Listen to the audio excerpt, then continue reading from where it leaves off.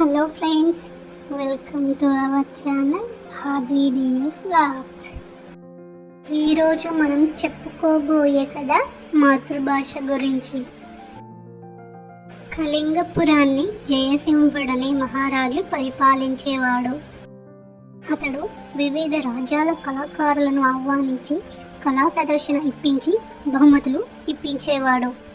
ఒకరోజు వారి రాజ్యానికి ఒక పండితుడు వచ్చాడు. ఆ పండితుడు అనేక భాషలలో అనర్గళంగా మాట్లాడగలడు. పండితుడు మహారాజుతో ఇలా అన్నాడు: మహారాజా, ఈ సభలో మీ పండితులు ఎవరైనా నా మాతృభాషను కనుక్కోగలరా అని సవాలు విసిరాడు పండితుడు.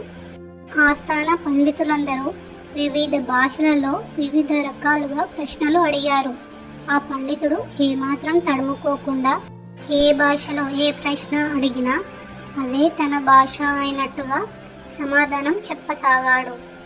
చివరికి ఆస్థాన పండితులు అన్ని విధాలుగా ప్రయత్నించి చేతులెత్తేశారు.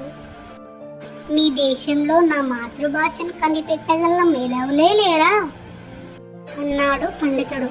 అప్పుడు మహారాజు మహామంత్రి వైపు చూశాడు. మహామంత్రి ఆ పండితుణ్ణి తనకు తెలిసిన భాషలలో కొన్ని ప్రశ్నలు అడిగాడు. ఆ పండితుడు ఏమాత్రం తడబడకుండా అన్ని ప్రశ్నలకు సమాధానాలు ఇచ్చాడు.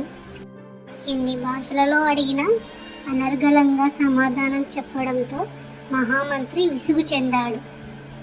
ఒక సైనికుడి దగ్గర ఉన్న ఖడ్గం తీసుకొని ఆ పండితుడి పైన వేటు వేయబోయాడు. పండితుడు భయంతో అమ్మో, కాపాడండి మహారాజా అంటూ అరిచాడు. ఆ పండితుడు కన్నడంలో. మహామంత్రి ఖడ్గాన్ని కిందకి దించి, మహారాజా, ఆ పండితుడి మాతృభాష కన్నడం అని చెప్పాడు.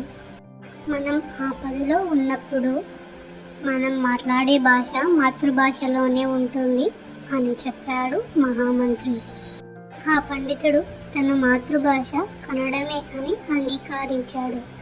ఓటమితో తలదించుకొని సభ నుండి వెళ్ళిపోయాడు పండితుడు. ఈ స్టోరీ మీకు నచ్చినట్టయితే లైక్ చేయండి, షేర్ చేయండి, సబ్స్క్రైబ్ చేయండి.